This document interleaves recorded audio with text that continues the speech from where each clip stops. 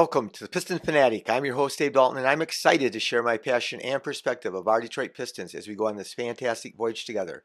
I've been a diehard Piston fan since the days of Dave Bing and Bob Lanier. I've also been the varsity basketball coach of a very successful program in northern Michigan. Thank you all so much for listening. Please subscribe.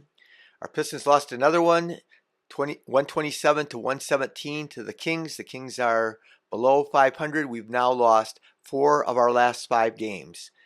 And we're not looking great. We're not playing with the edge that we had been playing with before. And of course, there's been some injuries and suspensions, and there's just a lot of things going on, but we need to get that spark back. It really is not a good situation when you're not playing your best basketball going into the playoffs. And the playoffs start April 19th. They're right around the corner.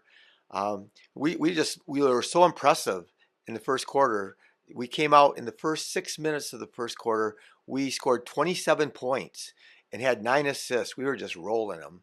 And we had an 18-point lead at one time in the first half, and it got cut to 10, and we just went downhill from there. But the big story of the game, obviously, was LaVine, DeRozen, and Sabonis combined for 99 points. LaVine, in particular, we didn't guard these guys. I mean, JB alluded to it during his press conference after the game that we knew what they did. Of course, everybody knows what those guys do, and they're DeRozan and LaVine especially are 2 of the elite scorers in this league, and they've been for a long time. But LaVine had 43 points, 8 for 11 on threes. So their team was 3 for 16. LaVine was 8 for 11. The rest of their team was 3 for 16.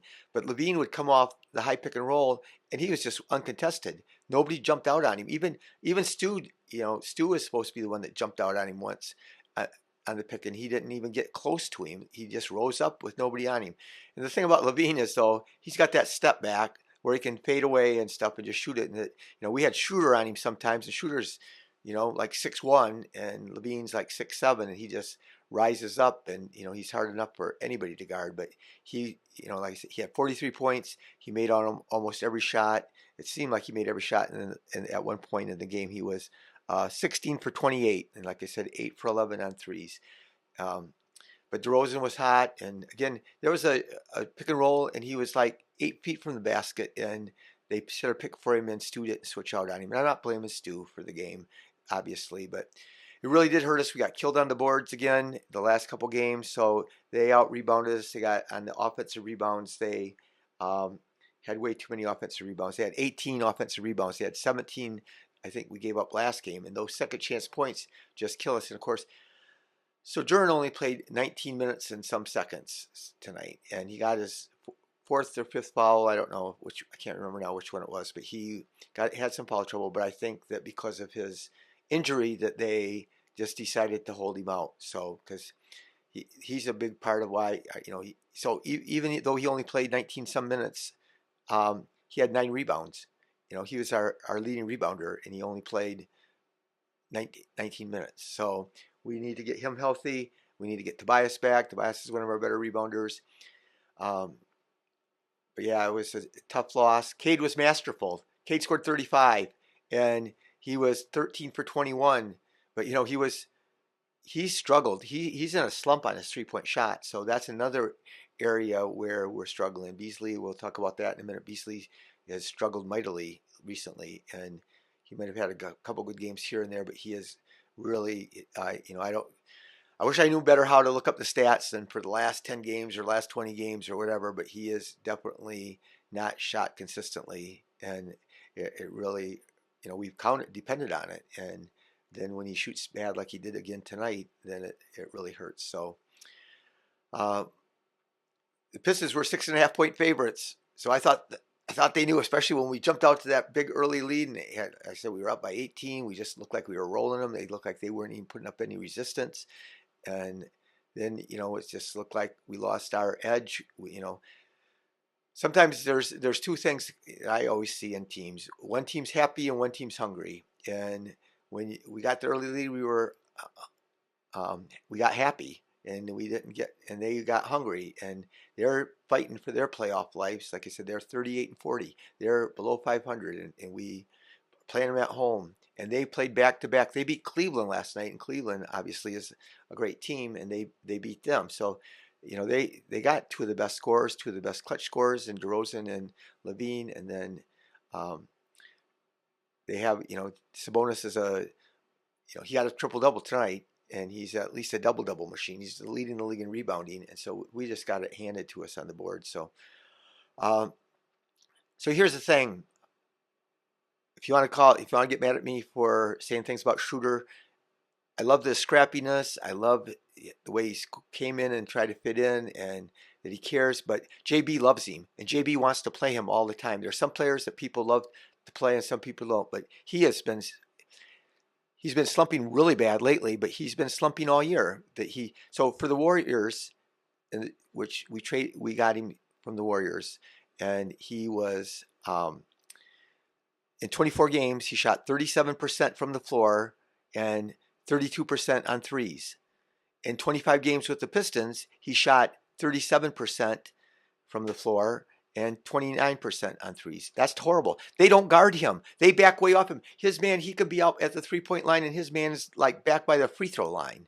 And so now we're playing, and we figured it out. We were winning and being real successful with Duren and Asar. A lot of people thought, oh, we can't play with Duren and Asar because that's two non-shooters.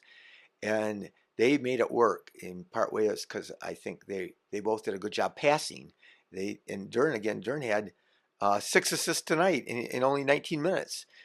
And Asar had 5 assists tonight, and he didn't handle the ball that much. So they've been making it work. But Schroder, so now we got 3 guys on the court that can't shoot.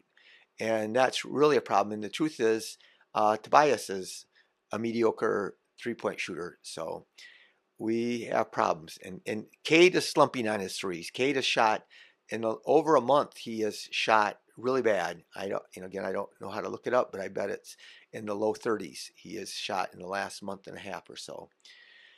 So anyway, not playing our best ball. It's been an exciting year. It'd be great to be able to go in on a high note. We still have the Knicks on Thursday, and then the 2 games with the Bucks. I got to believe that those are meaningless, that we're going to be the 6th seed and we'll be playing the Knicks. And I've been saying that, but looking more and more like that. So we got that big lead though, and we did come down and we subbed out our bench in, and our bench couldn't score very well. And then we started taking some bad shots after we had the 18-point lead, and that hurt us a lot. But our vets have had games like this too. So our vets tonight, Schroder and Hardaway and Beasley, were a combined 12 for 34.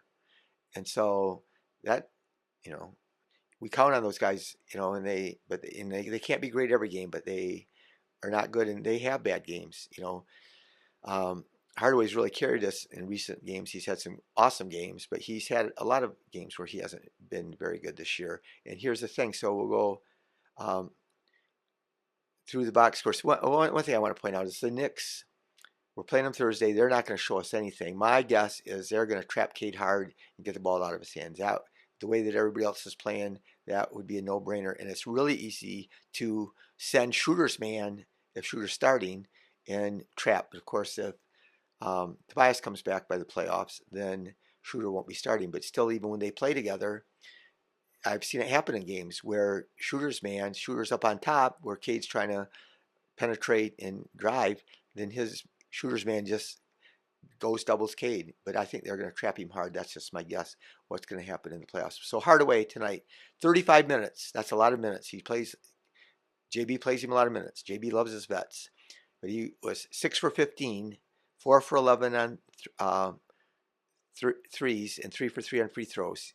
He had 0 rebounds in 35 minutes, and he had 2 assists and 2 turnovers. So that's not good when your turnovers equal your assists. And he had 19 points. He had the worst plus minus. He was minus 17. So Asar played 29 minutes, and he's still learning. He's still got, he has some great moments and some not so great moments, but he played 29 minutes. He was 7 for 13. So 1 for 1 from 3. He got fouled right under the basket. They hammered him. Valanchunas, or whatever his name is, hacked him right across the arm. Obvious foul, not called. And we got the ball back somehow, and then we kicked it to uh, Asar for a three. It's only poetic justice that he knocked it down. So he had, but like I said earlier, he had 4 rebounds, 5 assists, 2 steals, and I think he had a block. And so he had 16 points. He had 15 points. We had 1 block, and he was plus 13, best on the team. So play him more. Play him 35 minutes instead of playing Hardaway 35 minutes. So here's the thing is, and I respect JB and his works. We've had a great season, but he follows the same substitution pattern. So like tonight, Holland was really good, but Holland plays 15 minutes. Beasley and Hardaway are struggling, and Schroeder's struggling, and they still get their minutes. And they all play 30 minutes or more. And Holland plays good tonight, and he plays 15. And Asar plays good tonight, he plays 29. And those 3 guys struggled shooting, and they don't give you much of anything else. Schroeder, he handles the ball all the time. He had 2 assists. Sasser had 3 assists, and Sasser played 10 minutes. And Sasser knocks down shots. He was 3 for 5. So I'm not saying that you don't play Schroeder, but he's got a 50-game sample size. His last 50 games, he shot 37% from the floor, consistent with both teams, and he shot like 30% on threes. And so again, they don't guard him. He doesn't want to shoot them even, and he still will sling them up there sometimes. But he played 19, almost 20 minutes. So he was 2 for 4 only from the floor, but 2 for 2 from the free throw line. 9 rebounds. That's a lot of rebounds in only 20 minutes. And he had 6 assists, which is incredible. And he had 1 steal and 2 blocks. 6 points. He played great. Schroeder 32 minutes, 1 for 4. He didn't take many shots, but they don't guard him. He don't want to shoot, but that just plugs up everything when you got a guy that they know that's right up on top of the key that just can drop into the free throw line area and booger up everything. So 3 rebounds. He's scrappy. He goes after the balls. He goes after ball. There's a loose ball. Coaching we call 50-50 balls. Balls that are like right in the middle of their team and our team, and who gets those balls. Schroeder will go after balls even if he's not even at 50-50, and he gets them a lot of times because he's just scrappy and he goes after it hard. But he had 3 rebounds, and like I said, he only had 2 assists and 5 points, so he was minus 19, worst on the team. So in the minutes he's on the court, we lost him by 19, and I don't think that it's by accident. So Cade, 33 minutes. I thought they were going to restrict his minutes a little bit more, but he was 13 for 21, only 1 for 4 on threes. Like I said, he's been slumping on those lately. 8 for 11 from the line, 3 rebounds, 5 assists, and 3 steals. So he had 35. Beasley, 30 minutes, 5 for 15, 4 for 14 on threes. And you just keep on. We're so used to him he was automatic all year. And we got to roll with him because he's shown it. So, you look at some guys, again, Schroeder, where he's shot 37 and 29% on threes and 37 for the floor. But Beasley's been great most of the year. And it just hurts that he's struggling. Teams are playing him tougher. Teams are trying to keep him from touching the ball way harder. And again, even to the point where they're grabbing him. It always amazed me. He was shooting so well. How come he was always open? Partway he's open because he gets open on the break. So he gets a lot of threes in transition. But the last couple games, we're giving up too many offensive rebounds. So unless you get the defensive rebound, you can't run the fast break. So I think that hurt him too. So Tech's kind of a lost cause. He only played 8 minutes. He doesn't have any competence, and so I don't know why. I would be surprised if he gets to play in the playoffs because they usually shorten the rotation. I would guess that he's going to play 8 guys in the playoffs most games. But Holland was 15 minutes, 2 for 3, 1 for 1 on threes. 1 for 1 on free throws. 4 rebounds, 1 assist, 5 points. And he does some things that look crazy, and he does some things out of control. But he still, I think, can have a more positive impact than guys that never. Like I said, he played 15 minutes. He had 4 rebounds and assists, and Hardaway plays 35 minutes, and he has 0 rebounds and 2 assists. So Sasser, 10 minutes and 3 for 5, 1 for 2 on threes, 1 for 1 on free throws, 1 rebound, 3 assists in only 10 minutes. And I've said this countless times on my podcast. Sasser is up and down, and he has great games or he has bad games, but he's a better shooter. He's a way better shooter than Schroder. And I'm not saying you don't play Schroder again. I'm saying that you see how the game's rolling, and then you have to make some decisions. And again, things will be better if Tobias can come back, and then Schroder doesn't have to start. So that'll be a big help. But we didn't shoot well tonight from the floor. I didn't say Stu. Stu played 28 minutes, only 2 for 6. He's been making shots. His little jump hook by the rim has been really good, but he missed it tonight. He was 1 for 3 on threes. I want him to shoot the open 3. He came down in transition. He ran right into the 3. He was running up the court, and he just caught it and let it fly. And he just got to get that mental barrier out of his head, hopefully, next year. I mean, I don't want him to just launch threes. I mean, last year, they wanted him to just shoot a million threes. I don't care that he shoots a million threes. I just want him, when they don't guard him, and he's wide open, I want him to shoot it. That's all I'm saying. But he had 10 rebounds in 28 minutes, which is real impressive. And he had 4 assists, which is awesome, and two more blocks. I mean, if his blocks per 36 minutes, I need to see where that would rank in the league standings. So he had 8 points. But we got to get it back together. We got to get that edge. We've been playing with this edge all year, where we're playing us against everybody, and we were playing hungry, and I think we had all this confidence going, and so that's taken a little hit lately. And so we got to get it back, and hopefully we get it back Thursday against the Knicks. So I want to thank all of you for listening. I really appreciate every one of you taking the time to listen to my podcast. If you know somebody that loves the Pistons, please tell them about my podcast. And again, be the reason that somebody feels joyful, and go Pistons.